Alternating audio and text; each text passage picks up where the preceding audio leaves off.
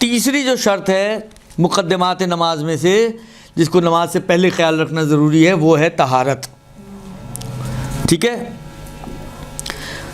کہتے ہیں کہ ابتدائی طور پر جو مسئلہ دے رہے ہیں وہ یہ جو طہارت ہے، یہ آپ کو پتہ ہے طہارت نماز میں آپ کو دو طرح کی چاہیے، ایک جسمانی طہارت اور ایک روحانی طہارت. جسمانی طہارت کیا ہے کہ آپ کا بدن اور لباس پاک ہو، اس پہ کوئی ظاہری نجاست نہ لگی ہو، کوئی خون، کوئی پیشاب کی چینٹیں، کوئی کسی کافر نے آپ کو ہاتھ لگا دیا ہو، اس کا ہاتھ گیلا ہو، آپ کا کپڑا نجس ہو گیا ہو، کوئی ساری چیزیں جو آپ نجاسات کی فہرست آپ پڑھ چکے ہیں، ان میں سے کوئی چیز آپ کے بدن یا لباس پر نہ لگی ہو. کسی نے کتے پالے ہوئے ہوتے ہیں، کتا چاٹتا ہے مثلا تو اس کی تھوک لگی ہوئی ہے آپ کے ہاتھ پر، تھوک ہٹ بھی جائے تو بالآخر آپ کا ہاتھ تو نجس ہو ہی چکا ہے، یا اس قسم کی چیز. تو ایک تو یہ طہارت ہے. دوسری طہارت روحانی طہارت ہے جس کا تعلق اس سے وضو اور غسل سے ہے.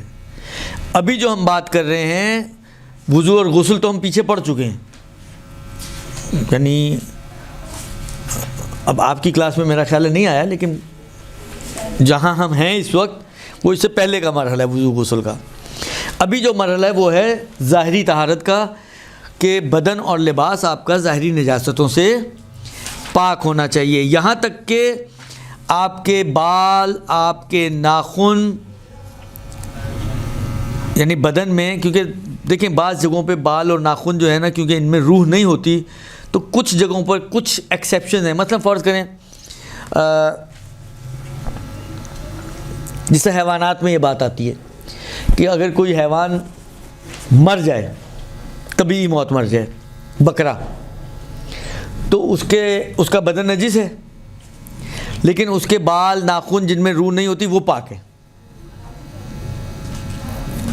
بکرا نجس ہے خود، لیکن اس بکرے کے وہ اجزاء جن میں روح نہیں ہوتی، بغیر روح والے اجزاء جیسے بال اور ناخن، اس کے سینگ ہیں، یہ اس کے پاک ہیں. تو کسی کے ذہن میں یہ نہ ہے کہ نماز میں بھی ایسا ہی مسئلہ ہے کہ بس بدن نجس نہیں ہونا چاہیے، باقی بال یا ناخن جن میں روح نہیں ہوتی وہ اگر نجس بھی ہو تو چل جائے گا. نہیں، نماز میں بال اور ناخن تک کہ جن میں روح نہیں ہوتی ان کا بھی پاک ہونا شرط ہے. درست؟ اچھا، یہ جو بدن اور لباس کی طہارت کا مسئلہ ہے، کچھ موارد، اب اس میں میرا نہیں خیال کہ انہوں نے یہاں پر ڈسکس کیا ہو، لیکن کچھ موارد ایسے آتے ہیں کہ جہاں پر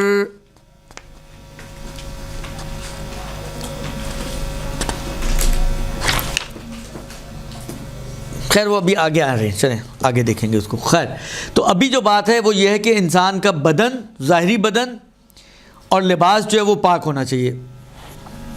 البتہ یہ جو ہم نے کہا لباس، یہ بدن پاک ہونا چاہیے، تو کچھ نجاستیں ایسی ہیں جو نماز کی حالت میں معاف، ایسا نہیں کہ نجس نہیں ہیں، نجس ہیں لیکن نمازی کے لیے معاف ہیں.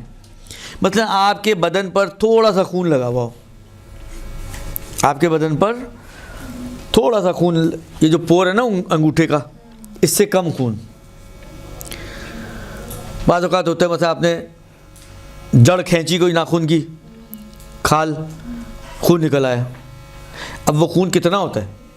ایک ڈراپ ہوتا ہے، ایک قطرہ. اب وہ وہیں آپ نے اتنا زیادہ اس کو چھیڑ چھاڑ نہیں کی، وہ وہیں جم گیا. اب آپ وضو پہلے سے تھیں، آپ وضو کا مسئلہ پھر دوسرا ہو جائے گا. آپ فرض کریں کہ پہلے سے ہی وضو میں تھیں، آپ جائیں کھڑے ہو کے نماز پڑھ لیں، آپ کی نماز صحیح ہے، اگرچہ آپ کے بدن پر خون لگا ہوا ہے، لیکن یہ خون جو اس مقدار میں ہے اور کچھ ایکسیپشنز کے علاوہ یہ خون معاف ہے. پھر اسی طریقے سے کہتے ہیں کہ جی مثلا پھوڑے پھنسی کا بعض کنڈیشن میں خون معاف ہے. پھر کہتے ہیں کہ جی جو ناک سے نکسیر پھوٹتی ہے وہ بعض کنڈیشن میں معاف ہے. ایسا کوئی چیز جس کو نماز میں معاف کی گئی ہے، اس کے علاوہ آپ کا بدن یا لباس جو ہے وہ نجاست سے پاک ہونا چاہیے. جو ایکسیپشنز ہیں وہ ایکسیپشنز ہیں، ان میں ضروری نہیں ہے پھر، لیکن ان ایکسیپشن سے ہٹ کر اگر کوئی نجاست ہے تو پھر آپ کا بدن اور لباس جو ہے نماز کے لیے پاک ہونا چاہیے. ٹھیک ہو گیا؟ ہاں، اگر کوئی چھوٹا لباس ہے، اب ہم نے کہا لباس پاک ہونا چاہیے، ٹھیک ہے، اب فرض کریں آپ کا کوئی چھوٹا لباس ہے جو مثلا ٹوپی، جیسے مرد ٹوپی آپ نے دیکھا ہے بعض اوقات ٹوپی پہن کے نماز پڑھتے ہیں، اہل سنت میں تو پتہ نہیں نہ پہنے تو قیامت ہو جاتی ہے، لیکن ہمارے یہاں بھی بعض لوگ ٹوپی پہنتے ہیں پھر نماز پڑھتے ہیں، ٹوپی نجس ہے۔ چھوٹا اور بڑے لباس کا معیار کیا ہے؟ ساکس بھی شامل ہو جاتے ہیں اس میں۔ چھوٹے اور بڑے کا معیار یہ ہے کہ چھوٹا لباس اس لباس کو کہتے ہیں کہ جو لباس جو ہے شرمگاہ کو چھپانے کے لیے کافی نہ ہو، خالی اس سے اگر آپ شرمگاہ چھپانا چاہیں تو نہیں چھپے گی، وہ ہے چھوٹا لباس، اور اگر وہ اتنا بڑا ہے کہ اس سے شرمگاہ چھپ سکتی ہے تو وہ بڑا لباس ہے، ٹھیک ہے۔ چھوٹے لباس اور بڑے لباس کا معیار یہ ہے۔ اب ٹوپی،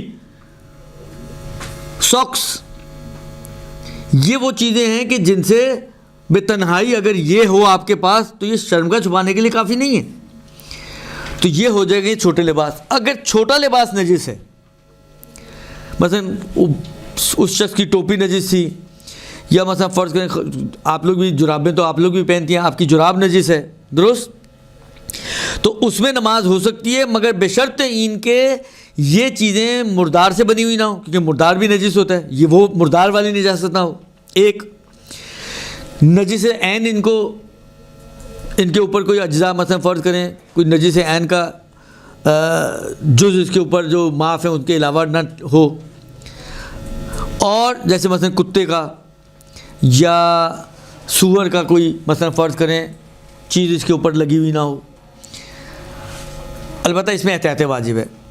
یہ ایک چیز، یہ ان چیزوں کا مسئلہ ہے جو آپ نے پہنی ہوئی ہیں، ٹوپی پہنتا ہے انسان، ساکس پہنتا ہے انسان، کپڑے پہنتا ہے انسان، بس اس کا مطلب یہ ہوا کہ بڑا کپڑا جو ہے آپ کا وہ نجس نہیں ہونا چاہیے۔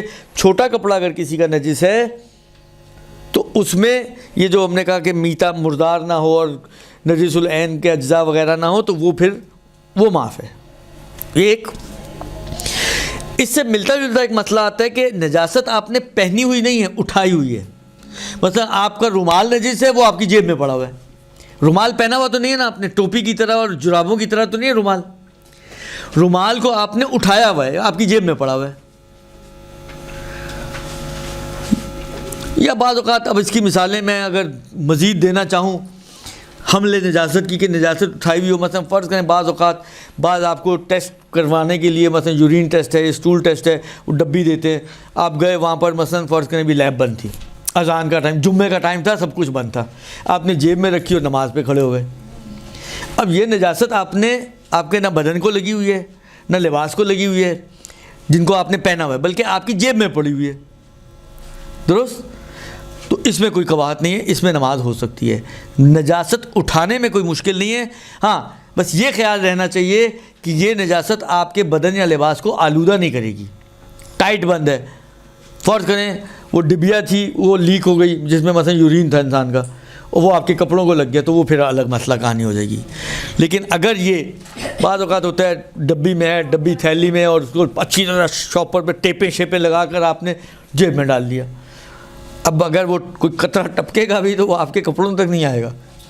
اس کو اٹھانے میں اور اس کو جیب میں رکھنے میں کوئی حرج نہیں ہے۔ اگر شراب کا کوئی قطرہ جسم پہ ہو تو نجیس ہے نا، دیگر بات نماز باطل ہو جائے گی، پاک کرنا پڑے گا۔ جیسے پرفیوم میں بھی تو ہوتا ہے نا الکوہل، ہر الکوہل شراب نہیں ہوتا میری بچی، تو کہہ تو رہا ہوں ہر الکوہل شراب نہیں ہوتا نا۔ بڑا لباس پاک ہونا لازم ہے، لیکن اگر چھوٹے لباس پہ کوئی نجاست ہے تو کوئی وہ معاف ہے۔ اہل کتاب نجس ہوتے ہیں، دیکھیں عیسائی ہیں یہ لوگ، اہل کتاب آغا سیستانی کے نظریے میں پاک ہیں اور آغا خامنائی کے نظریے میں بھی پاک ہیں۔ میڈ وغیرہ گھر میں ہوتی ہے تو صحیح ہے، میڈ صحیح ہے، میڈ کو کیا ہے، طبیعت خراب ہے اس کی، صحیح ہے۔ گھر میں کام کرتی ہے۔ دیکھیں آغا سیستانی کے نظریے میں تو مشکل نہیں ہے، یعنی حتیٰ اگر آپ اس سے برتن بھی دھلوائیں، اس سے کھانا بھی پکوا لیں، کپڑے بھی دھلوا لیں، تو آغا سیستانی کیونکہ پاک سمجھتے ہیں، ٹھیک ہے، کیونکہ جو مشکل ہے وہ نجاست ہی کی جہت سے ہے نا ان کی۔ بھائی جب پاک ہے تو کیا، اگر اس نے کھانا پکایا ہے، فرض کریں پکوڑے آپ کو تل کے دیے ہیں ہاتھ سے، تو کیا ہے؟ نجس تو نہیں ہے نا. میں نے کہا نا کہ دیکھیں اہل کتاب میں جو مسئلے کی جہت بنتی ہے وہ ان کی نجاست ہے. مثلا آغا کوئی احتیاط کی بنا پر نجس مانتے تھے, آغا خمینی کا فتویٰ تھا کہ وہ نجس ہیں, درست. لیکن آغا سیستانی, آغا خامنائی, یہ دونوں بزرگان جو ہیں وہ ان کو اہل کتاب کو, اور اکثر جو ہے کافی سارے جو ہے اہل کتاب کو پاک مانتے ہیں. اور جب پاک ہیں تو اور تو کوئی مشکل نہیں ہے نا. مشکل طہارت نجاست کی تھی, وہ جب پاک مان لیا تو وہ حل ہو گئی. تو اب آپ ان کے ہاتھ کا کھائیں پئیں, ان کے کپڑے دھلوں پہ نماز پڑھیں, ان کے دھوئے ہوئے برتنوں میں کھانا کھائیں, کوئی ان کا جھوٹا پانی پی لیں آپ, کوئی مشکل نہیں.